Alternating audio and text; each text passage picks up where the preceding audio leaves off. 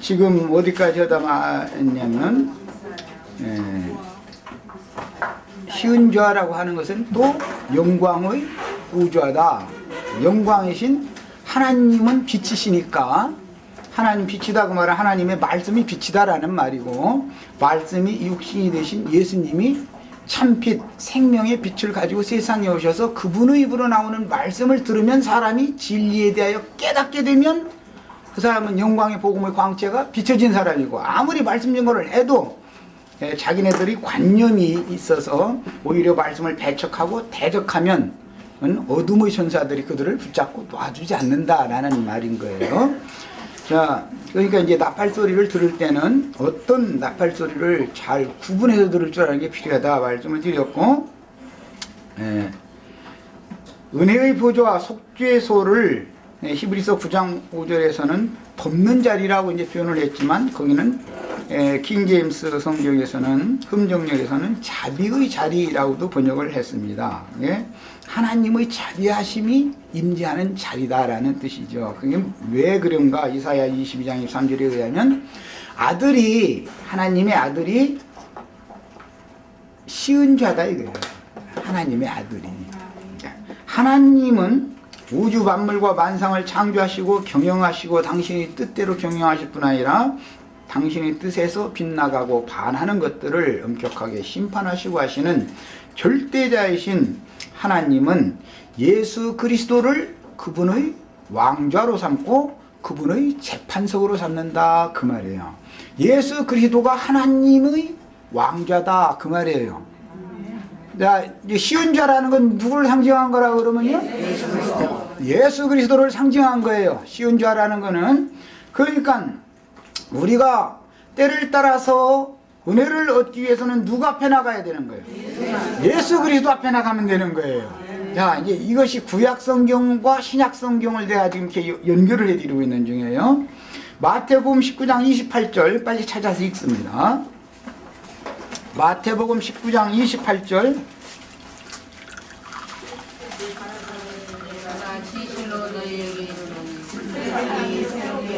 인자가 자기 영광의 보좌에 앉을 때 나를 떠는 너희도 열두 보좌에 앉아 이스라엘 열두 지파를 심판하리라. 자, 예수님이 세상이 새롭게 되면 그분의 영광의 보좌에 앉게 될 것이다 그랬고, 지자들과 함께 앉게 해주겠다 그랬어요. 그러면 하나님의 보좌는 예수 그리스도고, 예수님이 임재해 계신 것이 하나님이 함께 계신 것이죠. 그곳에 우리 형제 자매님들도 함께 있어야 되겠죠. 그래야 계시록 20장 이후에 나오는 보좌들을 보니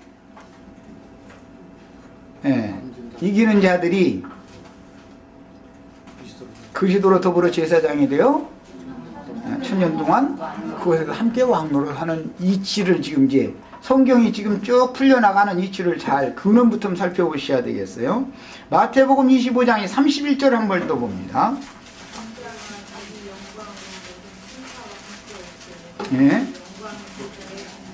자, 인자가 자기 영광으로 모든 천사와 함께 올 때 자기 영광의 보좌에 앉는다 그랬는데, 계시록 4장에서는 하나님의 보좌 우편에 계셨다 이렇게 표현을 해놨죠.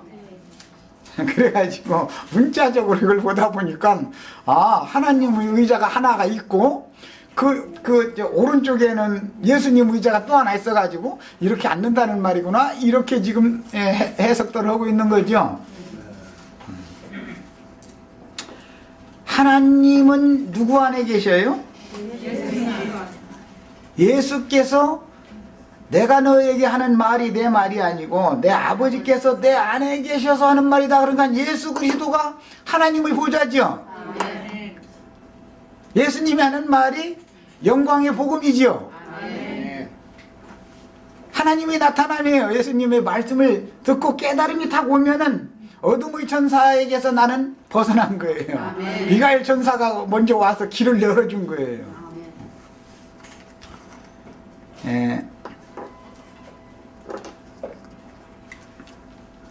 로마서 14장 10절이나 고린도후서 5장 5절에는 하나님의 심판대, 그리스도의 심판대라는 용어가 나와요. 그러죠? 이건 여러 번 인용을 했기 때문에 다 아시는 성경이, 그래도 찾아보겠습니다. 자, 로마서 14장 10절.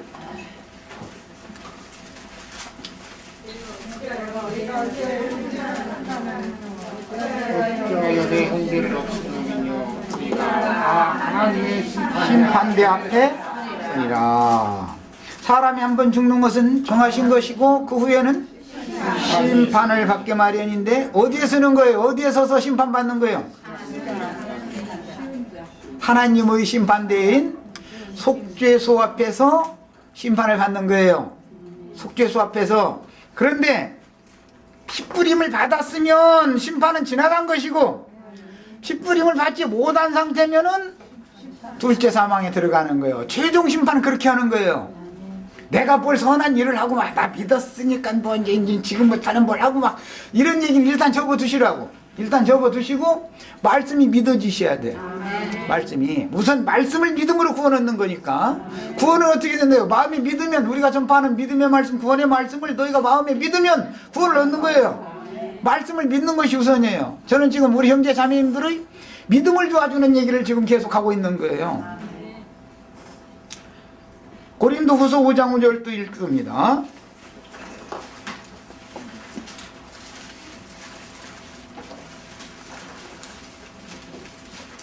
고린도후서 5장 5절 읽습니다. 자. 모든 것을 우리에게 유리하시고 모든으로 성령을 우리에게 주시는 하나님이시다. 이러므로 우리 10절을 10절. 이거 인용을 잘못했다. 고린도후서 5장 10절. 네. 우리가 그리스도의 심판대 앞에 드러나 각각 선악간에 그 몸으로 행한 것을 따라 자, 거긴 그리스도의 심판대라는 말씀이 나왔습니다. 그리스도의 심판대는 속죄소를 의미한다. 속죄소. 그런데 그 속죄소가 은혜의 보좌가 되셔야지 크고신 보좌의 심판대가 되면 안 되겠다 이 말이에요.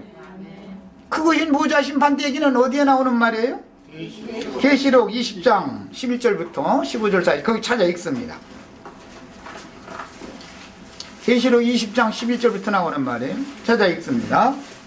또 내가 크고신 보좌와 위에 앉으신 자를 보니 자, 크고신 보좌가 나왔죠? 크고신 보좌라고 하는 것이 가장 의로우신 하나님의 마지막 심판대인데, 여기가 구약 성경에서는 속죄소로 예표되어졌다. 속죄소. 그 속죄소를 은혜의 보좌로, 쉬운 자로 통과를 하셔야지 심판대로 통과하셔서는 안 되겠다 말이야. 그것인 보좌의 마지막, 너는 둘째 사망 불못으로, 그 말은 이제 다음 시간에 이제 얘기를 이제 또 나갈 말씀에 보면 끊어지리라. 내게서 떠나라. 끊어지리라 라는 성경의 얘기가 나오면 생명이신 그리스도에게서, 은혜이신 그리스도에게서 끊어지면 다시는 생명을 소송받을 가망이 전혀 없기 때문에 이것을 일러서 둘째 사망, 영영한 심판이다, 그렇게 말하는 거예요. 모든 사람은 육신으로는 한 번 죽지만 영혼은 부활이요 생명이신 예수 그리스도로 말미암아 복음이 믿어진 사람은 이미 사망에서 생명으로 옮겨진 것이고, 그 영혼은 다시는 죽음이 없는 사람이에요. 그러니까 죽음을 보지 않고 약속의 기업에 들어가는 사람, 이제 두 사람이 대표예요. 두 사람. 이제 여러 얘기가 나오겠지만 에녹이 옮겨졌다고 그랬어요. 엘리야가 불말과 불병을 타고 하나님께 승천했다고 그랬어요. 예. 구약 성경에는 이처럼 두 사람이, 두 증인이에요. 부활의 생명이신 하나님, 죽음을 보지 않는 하나님의 증인들이에요. 예, 제시가 됐어요. 가나안 땅에 약속의 기업에 실제로 죽음을 보지 않고 들어간 사람 누구? 여호수아와 갈렙이에요. 이런 이치를 하셔야 돼. 나는 부활이요 생명이니 나를 믿는 자는 죽어도 살겠고 살아서 나를 믿는 자는 영원히 죽음을 보지 아니하리라 말하다야 네가 이것을 믿느냐 그랬어요. 오늘 우리 형제 자매님들 이 질문에 아멘 이게 믿어주셔야 되는 거예요. 예수 그리스도의 복음 말씀을 믿기만 하면 죽음을 보지 않을 수가 있어요. 그 죽음이라는 것은 육신의 죽음을 말하는 게 아니라 둘째 사망 불못에 들어가는 영원한 죽음은 맛보지 않아도 된다 그 말이에요. 자, 속죄소는 정금으로 양 끝에 있는 두 그릇과 함께하는 법궤, 중국의 법궤로서 70인역 성경에서는 아까 이게 잠깐 소개 드렸죠. 구약 성경을 헬라어로 번역했던 성경을 말하는 거예요. 70인역 성경에서는 헬라어니까 힐라스테리온이라고 번역이 됐는데 원래 이 단어의 히브리어는 카파르라고 하는 히브리어 카파르라는 말은 나의 죄과를 토솔을 자백한다 그런 뜻이에요. 거기에서 유래한 카포레트 이것은 범죄를 고하고 사면받는 재판석이다 라는 뜻이에요. 선고 공무 재판은 여러 과정이 있죠. 송사를 받아서 불려가서 조사받는 재판이 있고 그 다음에는 1차적으로 구형을 한 공판이 있죠. 그렇지만 그 구형이 그대로 다 적용될 수도 있고 안 될 수도 있죠. 마지막으로 상고심 또 상고심 이제 대법원에 가서 최후로 선고 공판을 딱 받으면 그것이 확정이에요. 세상 나라에서도 똑같이 성경과 똑같은 거예요.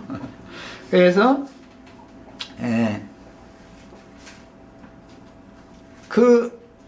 카포레트라고 하는 이 히브리어 발음하는 그 히브리어에서 헬라어로 번역한 것이 헬라어로는 힐라스테리온인데 그것을 속죄소라고 번역을 했고 거기는 원 뜻은 범죄를 고하고 최종적인 선고를 받는데 무죄 석방을 받는 장소다 그런 뜻이에요. 오늘 우리 형제 자매님들 예수 그리스도 안에 가면 무죄 석방을 다 받을 수 있어요. 아담 안에 여전히 머물러 있으면 제 아무리 선을 행했어도 의로운 일을 행했어도 하나님의 심판대 그리스도 심판대에서는 절대로 무죄 석방을 받을 수 없어요. 이게 믿음의 구원이라고 그래요. 이렇게 중요한 거예요. 성경의 진리를 안다는 거는. 자, 그 다음에 헬라어의 힐라스테리온 히브리어 이제 카포레트라고 그랬어요.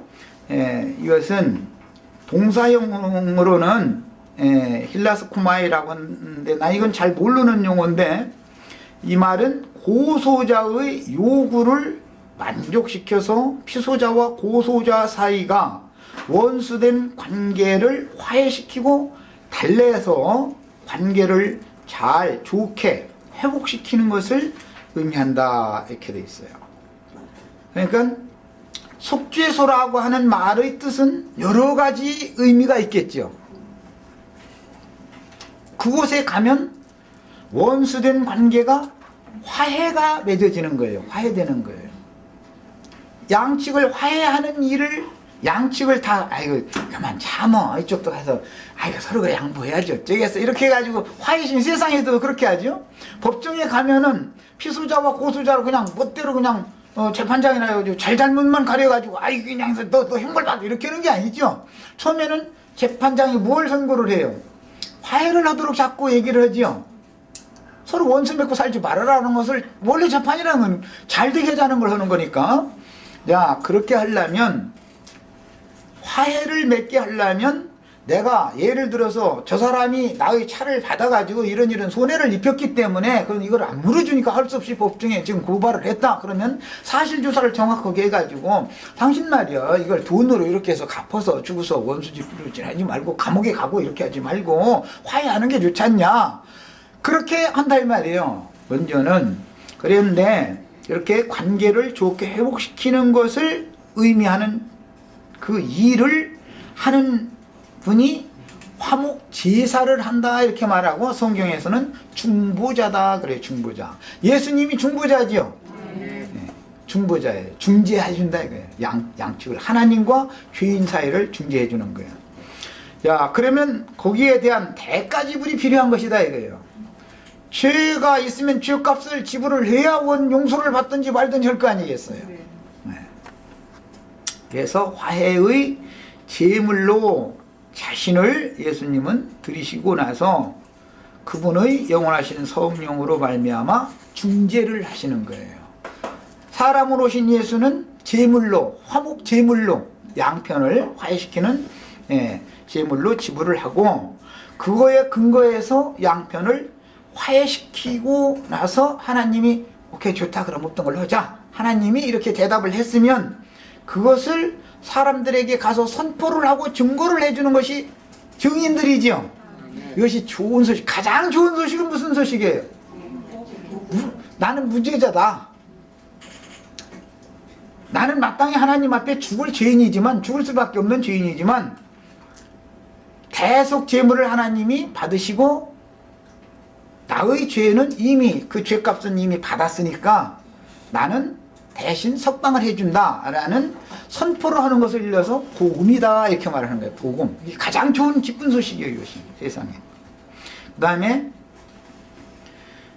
죄인들에 대한 하나님의 의로우신 요구를 예수님이 만족시켜 드림으로 하나님과 죄인들 관계를 달래셨습니다. 이런 성경 용어의 근거는 범죄하고 나서 동산에 건시는 하나님 만나는 것이 두려워서 무화과 나무 잎으로 침하고 동산의 나무들 사이에 숨어 있었을 때 아담을 찾아와 부르시고 모든 사실을 조사하신 후에 자신들의 벌거벗었음을 두려워한 죄인들을 위하여 가죽옷을 지어서 입혀주신 것에 근거하여, 이것을 대속제사라고 그러죠. 뭔가가 가죽이 벗겨지려면 어떤 짐승이 죽었다는 뜻이죠.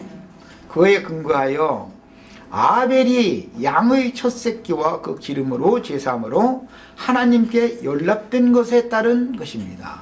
대속제사라는 것은 이제 잘 아셔야 되겠어요. 그러니까 대신 값을 지불해 준다. 그게 대속이라고 그래요. 아벨의 제사를 대속제사라고 하는데, 아벨 자신이 하나님과 원수지만 모든 사람은 다 죄 아래 팔려갖고 하나님과 원수지요. 죄인은. 그러니까 아벨이든 가인이든, 가인만 원수가 아니라 아벨도 원수인 거예요. 하나님의 진노를 달래기 위해서 자신의 생명을 대신해서 양의 첫 새끼를 죽여서 그 피와 기름으로 제사를 드림으로 하나님은 아벨의 목숨 대신에 양의 생명을 받으시고 아벨에 대한 노여움을 푸셨다는 것입니다. 이것을 속죄 제사가 연락되었다 이렇게 말하는 거예요. 이렇게 시작된 대속 제사는 모세의 율법에 속죄 제사와 화목 제사로 확정되며 훗날 예수님의 한 몸을 속죄 제사가 하나님이 받으시면 화목 제사가 되지요. 화목해 되었으니까 속죄 제사와 화목 제사는 필연적으로 따라다니게 마련이지요. 속죄 제사를 했는데 하나님이 그 속죄를 안 받아 주셨으면 화목 제사가 성립이 안 되는 거예요. 말하자면, 자, 먼 훗날 예수님의 한 몸을 대속 제물로, 요한 1서 2장 2절이나 4장 10절에는 속물, 속량물로 주셨다, 대속물로 주셨다 이런 표현을 하죠.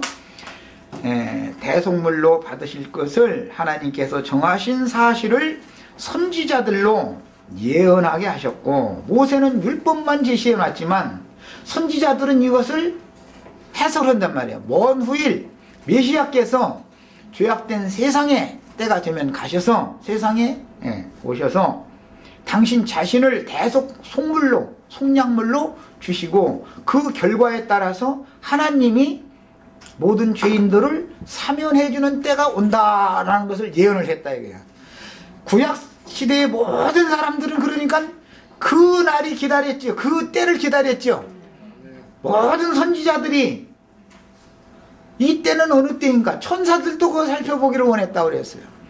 그랬는데 계속 그 때를 안 왔다가 나중에 사도들을 통해서 아, 예수가 세상에 오셔서 그렇게 죽으신 것을 의미하고, 이때 모든 앞으로 메시아께서 오셔서 이루실 구속 사실을 마음에 믿고 약속만을 가지고 있던 사람은, 그 하나님이면 거짓말할 수 없죠. 언젠가는 약속을 끝까지 붙들고만 있기만 하면, 믿음이 그러니까 자기가 뭐 선을 행했고 무엇을 악을 행했고 이제 이건 상관없어요. 하나님의 약속을 끝까지 견고하게 붙잡고만 있으면 하나님은 그 짓을 할 수 없는 분이기 때문에 그 약속을 반드시 실현하는 날이 온다 이 말이야. 야, 그러니까 구약 시대에는 무시로 여호와 앞에 들어가면 죽지만, 그 약속이 실현된 이후로는 때를 따라서 담대히 은혜의 보좌 앞에 나가는 새롭고 산 길이 열린 거예요 이제. 네. 이런 사실이 깨달음으로 믿어져야 되는 거예요. 자, 그 다음에 이렇게 시작된 대속제사는 모세의 율법에 속죄제사와 화목제사로 이제 확정이 되었고, 선지자들은 이것을, 모세의 율법을 예언을 했습니다. 그리고 그 예언은 예수 그리스도를 통해서 실현시켜 놓으셨어요. 우리는 지금 이미 구속이 이루어진 바탕에서 신앙을 출발하는 거예요. 이미 이루어졌어요. 우리의 신앙은 구약시대에는 약속만 받아가지고 있었지, 침례자 요한까지는 약속만 가지고 있었지 천국에 들어가지는 못했죠.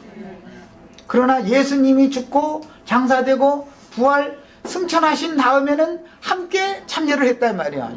침례자 요한까지 믿음을 끝까지 붙잡고 약속을 붙잡고 있던 사람들은 실현이 된다. 그 믿음이 실현이 된다 이거예요. 우리들은 이미 복음을 믿는 순간에 이것을 단번에 주님께서 제사를 필하신 그 완성하신 이 복음이 마음에 믿어졌으면 단번에 주신 믿음의 도라는, 자 다시 말씀드립니다. 단번에 주신 믿음의 도로 말미암아 우리는 사망에서 생명으로 옮겼어야 되는 거예요. 지금 우리 동현이 형제 지금 사망 안에 있으면 안 되는 거예요. 이미 이 말씀, 아 그렇구나, 나는 예수께서 이미 이루어놓은 사실에 근거해서 아멘 그렇구나, 나의 선행으로 하나님의 영광 앞에 나갈 수 없지만 하나님이 선지자들을 통해서 예언하시고 약속하신 그 말씀을 예수 그리스도를 통해서 실현시켜 놨는데, 이 사실이 하나님의 복음을 맡은 증인들을 세상에 보내서 말씀이 증거될 때, 아 내가 죽어야 되지만 대속제물로 예수님이 죽고 하나님은 나의 죄값을 이미 받았기 때문에 나는 사면받을 수 있는 근거에 의해서 이 복음 말씀이 믿어지는 순간 단번에 주신 믿음의 도라고 그래요. 이것이 탁 믿어져야 된단 말이에요. 이 믿음으로 구원을 받는 거예요. 네. 내가 파란불 켜질 때까지 기다렸다, 나는 한 번도 교통 위반을 안 했다, 그런 것에 근거해서 구원받는 일은 세상 가도 없어요. 그렇다고 그거 하지 말라는 건 아니에요. 뭐를 통해서 구원받는 거예요? 진리의 말씀을 믿음으로 구원받는 거예요. 말씀을 믿음으로 구원받는 거예요. 왜? 하나님의 약속이니까 말씀은. 자, 로마서 3장 25절 찾아 읽습니다.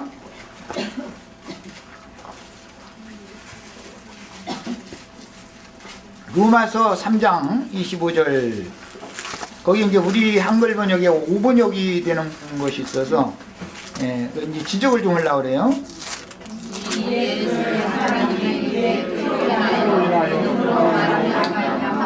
화목 제물로 세우셨으니 이는 하나님께서 길이 참으시는 중에 전에 지은 죄를 간과하심으로 자기의 의로우심을 나타내려 하심이. 여기 화목제물이라고 번역된 이 화목제물은 조금 전에 제가 계속해서 소개해드린 헬라어로 힐라스테리온, 속죄소, 다른 번역에서는 속죄소 혹은 시은좌, 영광의 보좌, 크우신 보좌라고 할 때 사용하는 똑같은 단어예요.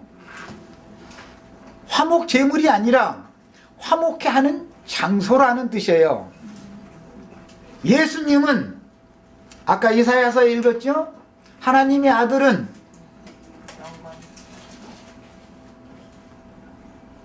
하나님의 아들, 그 이제 예언인데, 그거는 하나님의 아들 예수 그리스도는 속죄소가 되는 분이다 이거예요. 속죄소가. 여기는 지금 개역성경 번역에서는 화목 제물이라고 그래서 그건 번역을 잘못한 거예요. 그 요한 1서 아까 2장 2절 거기는 화목제물, 거기는 화목제물이에요. 그런데 여기서는 속죄소입니다. 힐라스테리온 똑같은 단어예요. 보좌다 이거예요. 그 장소다 이거예요. 죄를 고하는 장소요, 은혜를 입는 장소요, 무죄석방을 선고받는 장소예요. 여기는 이제 그 무죄석방을 선고받지 못하는 사람들은 둘째 사망, 영영한 심판을 선고받는 장소예요. 그러니까 여기는 이제 그 로마서 3장 25절에서 예수 그리스도가 우리의 속죄소라고 기록하셨는데 개역성경에서는 화목제물이라고 번역하였으나 헬라어의 힐라스테리온이라는 단어는 나의 범죄로 인한 죄값을 대신 갚으신 예수님의 제사로 인하여 노여움을 푸신 하나님과 복음이 믿어진 나는 새 사람이죠. 이제 지금 내가 이제 어떤 표현을 할 때 이런 말씀을 듣고 하고 깨달아서 마음에 믿어지기 전의 사람은 옛사람이라고 그러죠. 이제 이게 깨달아서 마음에 이제 빛이 와서 빛이 오는 것은 이제 믿음을 넣어주는 거니까, 깨우침을 주는 거예요. 이렇게 되면은, 이 사람은 하나님과 나 사이가 노여운 관계가 서로 화해가 잘 되어진 관계이기 때문에 복음이 믿어진 나라는 것은 새 사람이라고 그래요. 새 사람인 내가 만나는 장소다. 처음에는 죄인으로서 그 자리에 섰지만 재판대 앞에 하나님의 그 왕좌 보좌 앞에 죄인으로 섰지만 예수 그리스도께서 생명을 바쳐서 나의 죄값을 대신 물어냈다라는 사실을 마음에 믿는 순간 나는 새 사람이 되는 거다. 그것은 뭐 이제 점진적으로 그렇게 되는 것이 아니고 단번에 주신 믿음의 도단 말이요. 단번에 주신 믿음의 도 얘기는 어디에 나오죠? 유다서 찾아 읽습니다. 단번에 주신 믿음의 도를 위하여 편지를 지금 하는 것이 유다서지요. 계시로 넘어가는 길목이 유다서인데, 자, 유다서는 어차피 1장밖에 없으니까 3절 읽습니다. 사랑하는 자들아, 내가 우리의 일반으로 얻은 구원. 자, 우리의 일반으로라는 것은 사도들과 동일한 구원을 받아야 된단 말이에요. 그냥 멋대로 구원 받아서는 소용없는 거예요. 하나님 앞에 인정을 못 받으니까. 난 예배당에 다녔으면 구원 받았다라든지 뭐 이런 거 다 소용없는 소리요. 사도들과 동일한 구원을 받아야 돼. 일반으로 얻은 구원을 얻어야 되는 거예요. 내가 우리의 일반으로 얻은 구원을 들어 너에게 변제하려는 뜻이 간절하던 차에 성도에게 단번에 주신 믿음의 도를 위하여 힘써 싸우라는 편지로 너희를 권하여야 할 필요를 느꼈으니. 왜 이 말이 나왔겠어요? 믿음으로 이미 구원을 얻은 사람들에게 단번에 주신 믿음의 도로 구원을 얻었는데 그건 구원 못 받았다라고, 너는 그게 구원 아니야 그러면서 무슨 이제 율법 행위를 어떻게 해야 된다는 어떤 걸 자꾸 끌고 들어오는 어떤 사람들을 만나면 사람이 혼란해지겠죠. 왜 그래요? 왜? 어둠의 천사가 그 영혼 속에서 완전히 충만한 빛의 천사가 영광의 복음의 광채가 확실하게 비춰진 것이 아니라 애매모호하게 왔기 때문에 이 말하면은 혼동이 오고 저 말하면 혼동이 온다 이거예요. 믿음의 도라는 건 단번에 주신 믿음의 도로 이미 구원을 얻은 것이어야 되는 거예요. 이미 구원을 얻으셨어야 돼요. 우리 지금 저 청년들 지금 이 말을 잘 들으셔야 돼. 지금까지 오셨던 신앙생활 오래 하셨던 분들도 이게 단번에 주신 믿음의 도, 이것이 확실한 근거가 딱 되어져서 그 바탕에 서서 이제 다음 얘기를 해야지, 아무것도 아닌 상태에서 왔다 갔다 하는 상태에서 했다가는 빛이 어둠이 빛을 이기지 못해야 되는데 빛이 어둠을 못 이기면 안 된다 이 말이야. 죽는 날까지 계속 혼잡은 상태에 있다 가면 어떻게 될 것 같아요? 그런 빛 가지고는 영광의 도성에 하나님의 영광 앞에 들어갈 수 없죠. 바깥 어둠에 그래서 쫓겨난다는 거예요. 그래서 자기 상태가 그러니까 그렇게 되는 거예요. 자, 그 다음에 속죄의 장소, 로마서 3장 25절은 원래 속죄의 장소라는 의미로서 구속을 이루신 그리스도 자신이며 은혜로 용서를 받는 재판석이라는 뜻이므로 히브리서 9장 5절에서는 흠정역 성경의 번역에, 즉 킹제임스 성경 번역에 자비의 자리라는 의미로 속죄의 덮개라고 번역을 했습니다. 자, 속죄의 덮개라는 말은 내가 죄를 고했더니 하나님이 나를 덮어주셨다라는 의미가 되는 거죠. 자, 이게 덮어주셔야 된다. 그래서 이제 지금 구속을 얘기할 때 가려준다, 덮어준다, 그 얘기를 하다가 지금 피의 구속 이야기까지 하는 거예요. 자, 모세에게 계시하신 성막의 식양에서 법궤의 뚜껑인, 아까 이제 히브리어로는 카프레트라고 그랬고 헬라어로는 힐라스테리온이라고 이제 아까 말씀드렸어요. 그 이제 의미가 이렇게 여러 가지 의미가 있기 때문에 내가 이제 이 원어를 말씀을 드리는 거예요. 뭐 그냥 개혁성경만 읽어가지고는 여러 가지 그런 개념을 정리하기가 어렵기 때문에 거기는 하나님의 심판대일 수도 있고, 즉 그리스도 예수는 하나님의 심판대일 수도 있고 죄과를 사면받고 최종적으로 너는 의인이다라고 하는 마지막 선고를 받을 수 있는 장소도 되는 것이다 말이야. 힐라스테리온, 속죄소라고 하는 것은, 속죄소는 실제로는 예수 그리스도 안에서를 말하는 것이다. 야, 그래서 거기는 자비의 자리인 최고 법정이 될 수도 있고 마지막 심판을 선고받는 장소가 될 수도 있는 거예요. 죄인들이 자기의 죄과들을 재판장 앞에서 토설하고 자백하는 장소일 수도 있고, 사단에게 나의 지난 죄과들을 고소당하는 장소가 될 수가 있죠. 첫째는 그 장소는 참소자에 의하여 고소받는 장소지요. 법정에 가서는 검사가 먼저 쫙 나의 지난 날의 모든 죄과들을, 이런 생각, 저 사람 몇 월 며칠 날 몇 분 몇 초에 이런 생각을 했고, 이런 걸 그냥 그게 하나님 앞에 있는 책이라고 그러는데, 행위를 기록한 책이라고 그래요. 그냥 이만큼 두꺼운 거, 뭐 나는 뭐 형제 자매님들보다 더 많이 두껍지만 형제 자매님들은 나보다는 얇을 거예요 다. 그런데 막 이게 어떻게 막 그 검사들이 이제 많은 심부름꾼을 보내가지고 이제 책상에 그냥 무너질 정도로 많이 싸놓고 나서, 그럼 너 자세히 네 입으로 한번 토설해봐. 그거 이제 자백이라고 그러죠. 토설을 시켰는데 하다가 뭐 우물우물 감추려고 그러면은 딱 펴놓고 나서 너 몇 월 며칠 날 몇 분 몇 초에 이런 생각했잖아. 너 누구 만났을 때 이 말 했잖아. 그럼 딱딱 나온다는 거예요. 그것이 크고신 부자의 심판대라는 거예요. 그게 하나님 앞에 있는 책이라는 거예요. 행위를 기록한 책이라는 거예요.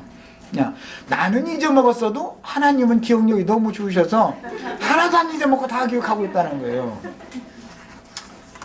이게 참 놀라운 일이죠. 그러니까 야, 그래서 사단을 통해서, 즉 이제 그 검은 옷 입은 애들이라고 이제 내가 가끔 표현을 그렇게 했지만, 공중 권세 잡은 악의 영들과 악귀들의 이제 권세자들을 통해서 고소를 당하면 나는 가기 싫어도 그 앞에 억지로라도 누구나 다 끌려갈 수밖에 없어. 한 번은 그 재판대 앞에.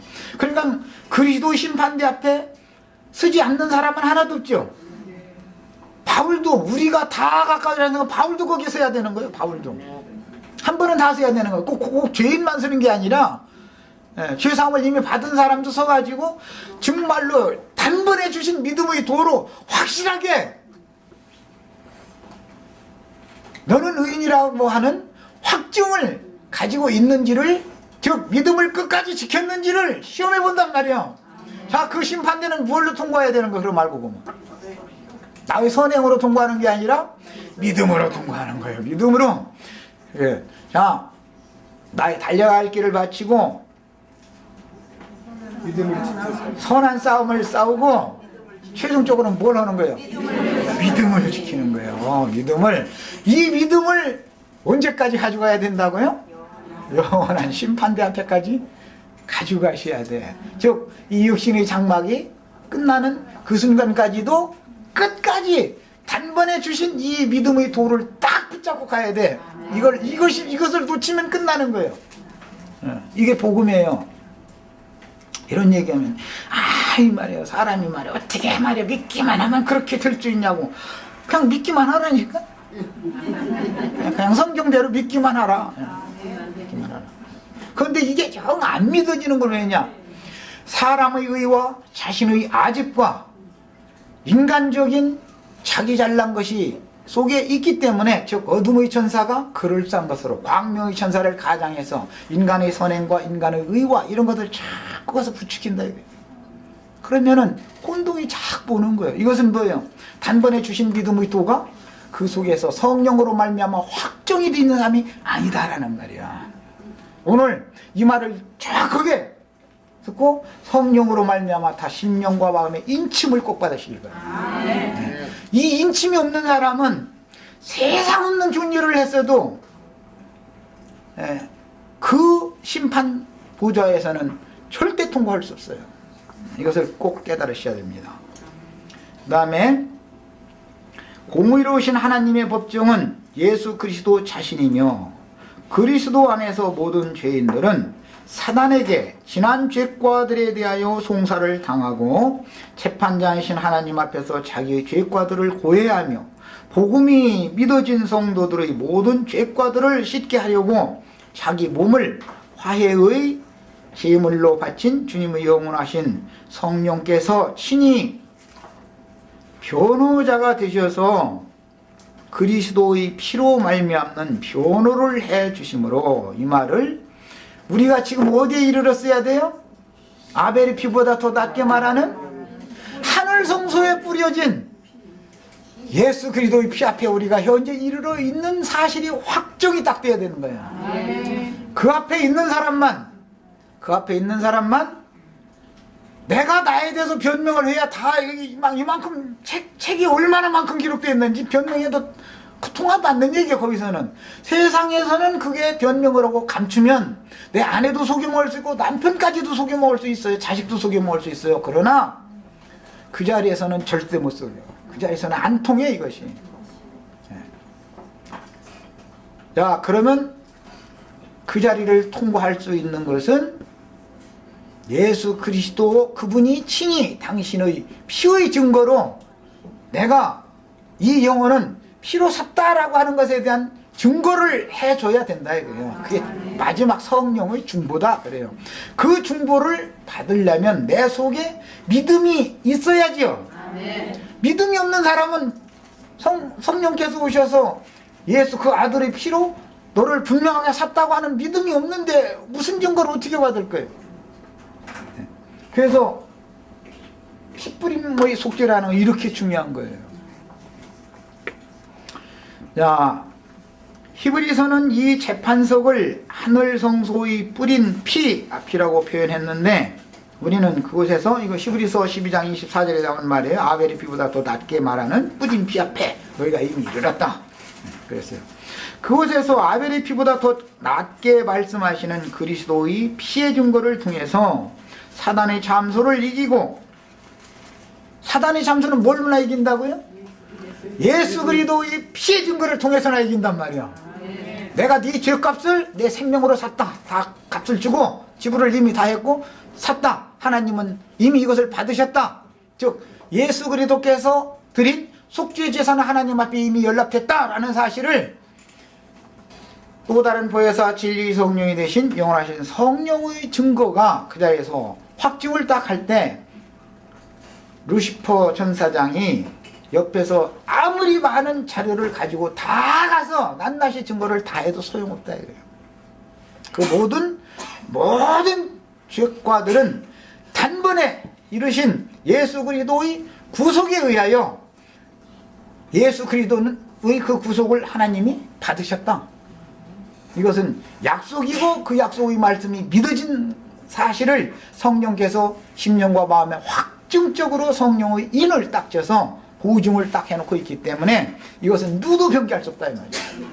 뭐 때문에? 하나님의 말씀이니까 그렇단 말이야. 하나님은 인간들에게 이렇게 약속해놓고 나서 변기할 수 없죠. 하나님이 말했다가 이랬다 저랬다 하면은 그 하나님을 왜 믿습니까? 하나님이 한번 선포하시고 약속하시면 그 약속은 반드시 영원토록 이루어지고 이것은 변기할 수 없다라는 사실을 우리가 분명히 믿기 때문에 그 믿음으로 구원을 얻는 거예요. 사람 말 같은 믿을 필요가 없죠.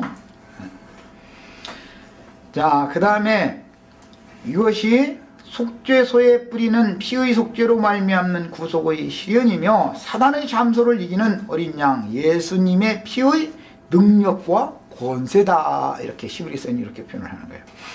자, 하늘성소의 속죄소에 뿌려진 피의 속죄에 대한 분명한 인식과 지식의 새로움은 나의 죄악들을 인하여 밤낮으로 참소하는 사단의 참소를 이기고 하나님의 영광스러운 얼굴 앞에 설 수 있는 유일한 길이므로, 다른 길은 없어요. 유일한 길이므로 우리는 지혜와 계시의 영으로 말미암아 속죄소에 뿌리는 대속죄절날의 제사에 대하여 소상하게 아는 지식이 필요한 거예요. 아는 것이 믿는 거니까 아는 것과 믿는 것이 이제 일치시키면 되시는 거예요. 자, 내가 어떻게 하늘에 앉혀졌고 하나님의 심판대를 이미 통과했으며 사후에는 어떻게 믿은 날 이후에 저지른 모든 범죄들을 씻음받고, 그럼 믿기 전에 있던 모든 죄과들은 단번에 주신 믿음의 도로 다 사면을 받았어요. 그럼 믿은 날 이후에 범한 죄들은 또 사면을 받는 방법이 또 있어야 되겠죠.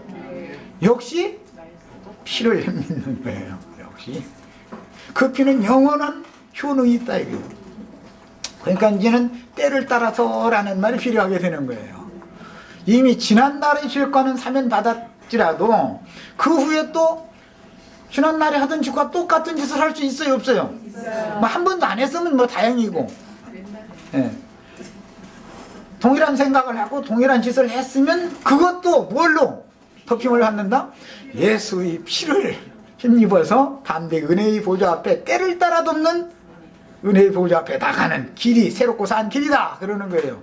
야, 그 피를 가지고 나가면 하나님은 이미 나는 네 죄값 받았어. 이것이면 선고가 마지막 선고는 그것이다 이거예요. 야, 그래서 내가 어떻게 하늘에 앉혀지고 하나님의 심판대를 이미 통과했으며 사후에는 어떻게 믿은 날 이후에 저지른 범죄들을 씻음받고 하나님의 영광 앞에 당당하게 설 수 있는지를 정확하게 아는 영적인 지식은 곧 영생으로 옮겨지는 근거가 되는 것이다. 예, 신앙의 터다 그래요. 자, 성경에서 선지자들은 하나님의 영광의 보좌에 이끌려가서 이상과 계시를 듣고 보았는데 이사야 6장이나 에스겔서 1장이나 10장 이런 데는 이제 그런 하나님의 영광의 보좌 앞에 간 선지자들 얘기가 나오죠. 신약에서는 바울이 셋째 하늘에 이끌려간 얘기가 나오죠. 계시록에 요한이 하나님의 보좌 앞에 이끌려가서 계시록의 모든 이상과 계시의 말씀도 듣고 계시를 본 이야기가 나오죠. 야, 우리 형제 자매님들도 셋째 하늘에 이끌림을 받아서 올라가는 일은 무엇에 근거해서 간다고요? 예. 예수께서 이미 속죄소에 뿌려놓은 피를 근거로 해서 담대하게 나가면 되는 거다 이거예요. 자, 이것은 다 모두 성령의 감동이 필요하다 이거예요. 감동이. 믿음이라는 것은 이게 비밀인 거예요. 그 다음에 로마서 3장 25절에서 말하듯이 속죄소는 하나님의 의로운 율법의 요구도를 담은 법궤의 덮개인 그리스도를 상징하며 구체적으로는 예수님의 영혼 중심인 예수님의 양심이 절대자의 법이다라는 말이에요. 야, 성경 말씀은 하나님의 법이죠. 이 모든 말씀은 예수님의 양심에서 나온 것이다 말이야. 예수님의 양심은 모든 것의 절대 기준이다 이 말이야. 신의 양심이 모든 것의 절대 기준이야. 다 됐어? 자, 그러면 여기까지 일단 하고